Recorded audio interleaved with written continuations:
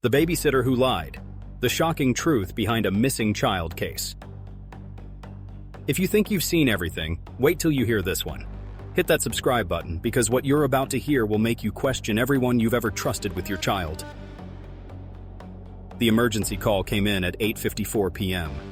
A mother's trembling voice on the line, barely coherent through sobs. "My baby's gone. I left her with the babysitter. She said she doesn't know where Shannon is." In the quiet rural stretch of Washington County, Florida, panic spread like wildfire that November night in 2009. A 7-month-old baby named Shannon Dedrick had vanished without a trace. There was no sign of forced entry, no ransom note, no strange vehicle. Just a missing infant, and a babysitter whose story didn't quite add up.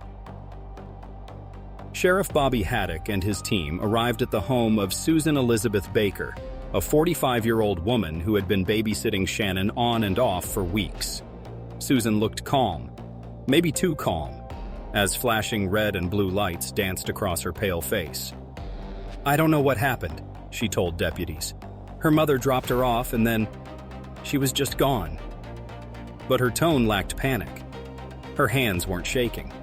And something about her tidy, almost sterile home, not a toy out of place, not a single sign of a baby, made the deputies uneasy. Meanwhile, Shannon's mother, Christina Mercer, was hysterical. She claimed she had left her baby with Susan earlier that morning, as she had done before, then returned that night only to hear that Shannon must have been taken. Investigators quickly realized that time was against them. For an infant missing over 10 hours, the odds of survival were dropping by the minute. A multi-agency search began at dawn. Helicopters circled the rural woods, search dogs sniffed through brush and abandoned barns, and officers went door to door in the small, tight-lipped community. No one had seen or heard anything. It was as if the baby had evaporated into thin air. When detectives returned to question Susan again, her demeanor had changed. She looked exhausted, jittery, defensive. "You think I did something?" she snapped. "I've been helping you. You're wasting time." But as they looked deeper, her past began to unravel a chilling pattern. Decades earlier, in Georgia, Susan's own stepson had vanished under mysterious circumstances. The boy was later found buried behind her former home, a death she had long denied involvement in. Suddenly, what seemed like a simple missing child case began to take on a far darker tone. Investigators obtained a search warrant and began combing through Susan's house inch by inch. Her husband, James Baker, hovered nearby, his face ashen. When officers entered the bedroom, they noticed something strange: a large wooden bed frame resting low to the ground. The mattress sat flush with the edges, but beneath it, there was a faint draft of cool air seeping out. Detective Brad Smith knelt, shining his flashlight under the frame. "Wait," he whispered. "There's something back there." He tugged at the baseboard and realized part of the wood was detachable. Behind it was a small wooden box, barely 2 feet wide, tucked beneath the bed. It was sealed with tape. The room went silent. Everyone froze. The box was too small for an adult to fit, but the dimensions matched something, or someone, very specific. They pulled it out carefully. Susan stood rigid, her lips pressed tight, refusing to meet their eyes. As the tape peeled away, the air thickened. Inside the box, beneath layers of blankets and a small pillow, was baby Shannon. Pale, motionless, silent. The room spun with dread. "She's not breathing," someone gasped. A paramedic rushed forward, checked the infant's pulse, and to everyone's shock, shouted, "She's alive!" A cry erupted from the tiny child. Faint, weak, but unmistakably real. After missing for more than 2 days, Shannon Dedrick was found alive, hidden in a box under her babysitter's bed. The entire room exhaled, the kind of relief that comes with disbelief. How had the baby survived? Why was she hidden? And most hauntingly, what was Susan planning to do next? As Shannon was rushed to the hospital, the interrogation began. Investigators pressed Susan for answers, but her story changed every time she spoke. First, she said she was protecting the baby from her mother. Then she claimed she panicked and hid Shannon to keep her safe, but police weren't buying it. Why seal the baby in a box? Why not call authorities? Why hide her for days while the entire town searched in terror? What investigators didn't yet know was that Susan's lies ran deeper than anyone imagined, and she wasn't the only one hiding something. Because when they began questioning Christina, the baby's mother, they uncovered a string of inconsistencies that made their stomachs turn. There were strange gaps in her story, missing hours in her timeline, and connections between her and Susan that suggested this might not have been an accident at all. And as detectives dug further, they stumbled upon a truth no one saw coming. One that would expose how a mother's desperation and a babysitter's dark past intertwined in a horrifying pact. But the most chilling discovery of all was still waiting, sealed inside a diary found in Susan's nightstand, a diary that held a confession no one expected. They found the baby alive, but the truth buried underneath this house was even darker. If you thought Chapter 1 was wild, you haven't heard anything yet. Hit that subscribe button, because what comes next will make your skin crawl. Detective Brad Smith sat in the narrow interrogation room, the fluoros, scent light flickering like a dying heartbeat. Across from him, Susan Elizabeth Baker leaned back in her chair, her expression cold and empty. Her hands were clasped together neatly, as if she were waiting for a bus, not sitting in custody after a missing infant was found sealed under her bed. "You could have killed that baby," Brad said. His voice was calm, but the tension in the room was razor sharp. "You understand that, don't you?" Susan looked at him, almost smiling.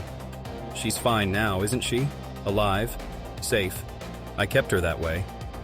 Safe. That word hung in the air like a bad smell. Outside the interrogation room, agents from both state and federal law enforcement were piecing together a disturbing puzzle. They'd uncovered a diary in Susan's bedroom, its pages filled with obsessive notes about Shannon, about her mother, and about a twisted belief that the baby belonged with her. Detective Angela Hart flipped through the diary slowly, the penmanship neat and deliberate. One entry, dated 2 weeks before Shannon's disappearance, read, "The baby cries for me when she's with her mother. I know she's not safe there. God sent her to me, not Christina. I'm supposed to protect her, even if no one understands." The deeper Angela read, the more it sounded less like a babysitter's journal and more like a manifesto. Investigators brought in Christina Mercer, Shannon's mother, for another round of questioning. She was pale, eyes swollen from sleepless nights and crying fits. But something in her demeanor shifted when she learned about Susan's diary. Her face froze. "You didn't know about this?" Angela asked. Christina hesitated.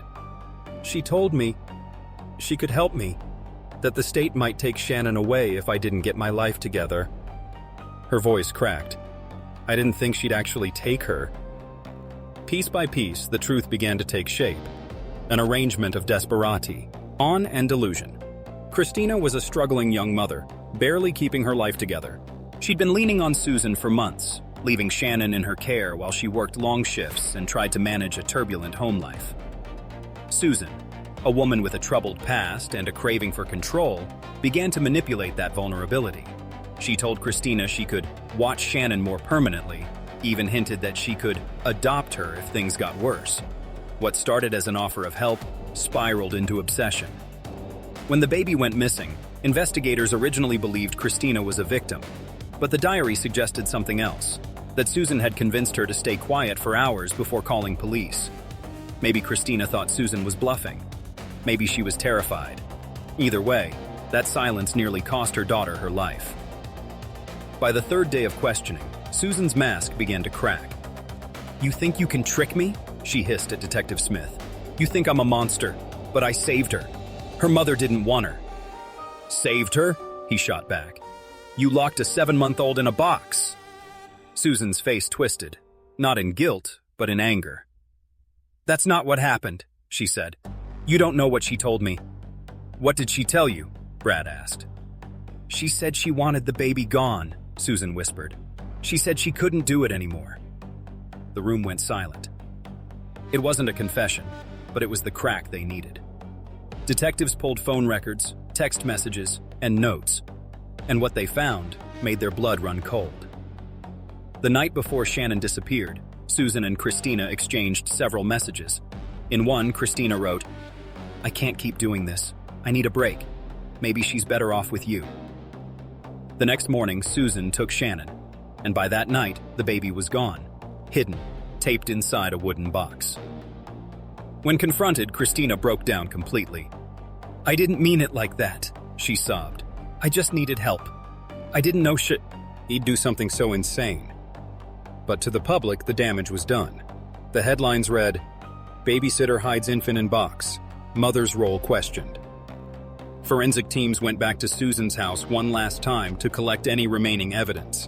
That's when they found something no one expected: a series of old family photos in the attic, each one carefully labeled, dated, and placed in a small wooden chest. Among them were pictures of Susan with a young boy from the 1980s, her stepson, Michael.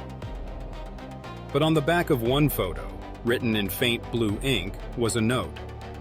"He's finally with God. No one will take him away again." Detective Angela felt her stomach tighten. She knew that name. Michael had been Susan's stepson in Georgia, the same boy found dead decades ago in her backyard. A death she'd blamed on natural causes. Suddenly, the full horror came into focus. Susan hadn't just been a babysitter with bad judgment. She was a woman with a pattern, one who believed that taking children away from unfit parents was her divine purpose.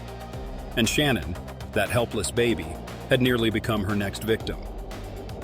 As Susan was led out of the interrogation room in cuffs, she looked back at the detectives and muttered something under her breath.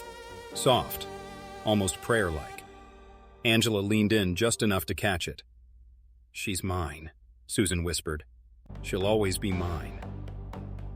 The case closed with Susan Baker sentenced to prison for multiple counts, including unlawful confinement and child neglect. Shannon recovered and was placed under protective care. Christina entered rehabilitation and eventually regained custody under supervision. But one haunting question lingered among investigators long after the courtroom lights dimmed. How many other children had Susan saved before anyone ever thought to look?